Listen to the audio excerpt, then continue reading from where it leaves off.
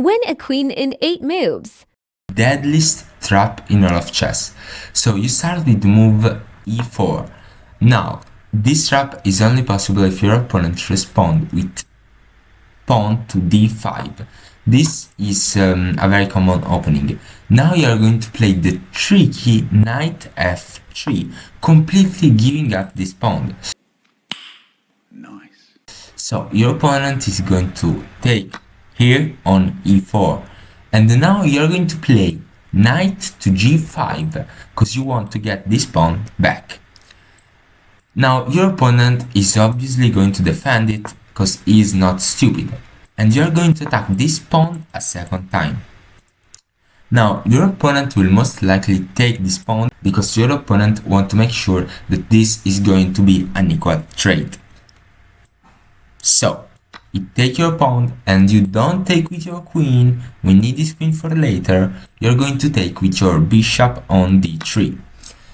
Now here is when the situation starts to degenerate. So if your opponent is going to play pawn to h6, very common move because they want to get this knight out of this way.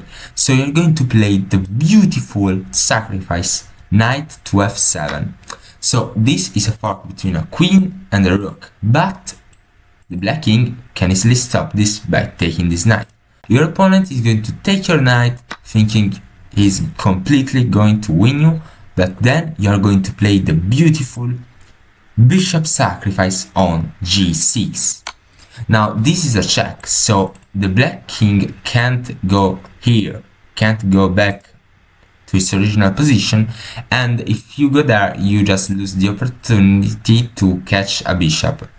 So you will take your bishop, and in this position you are going to take your opponent's queen. Yeah, boy. Most players in this position for black resigns, but your opponent still got one trick to clutch this game, and this trick is pawn to e5. Now this opened the bishop, but you might assume, well, it's none of my business, I don't care, I'm just going to take this other bishop that is unprotected. But if you do that, what is going to happen? You do here, and your opponent will play bishop b4 check. You are going to defend this, and then your queen is gone forever.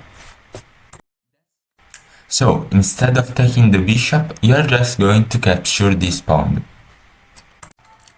And if your opponent doesn't resign, I'm sure you know how to win this game.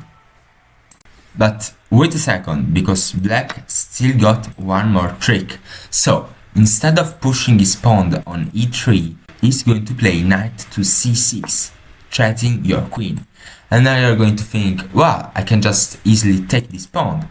But that is a terrible blunder, because after you take his pawn, he's going to play pawn to e5, and you won't recognize this move at first. But no matter what you play, he's going to play knight e8, trapping your queen. Then you can go here, you may block with this bishop, you're just going to here, check, and then you can castle. It doesn't matter what you do at this point, unless you blunder your queen, you are going to win this game.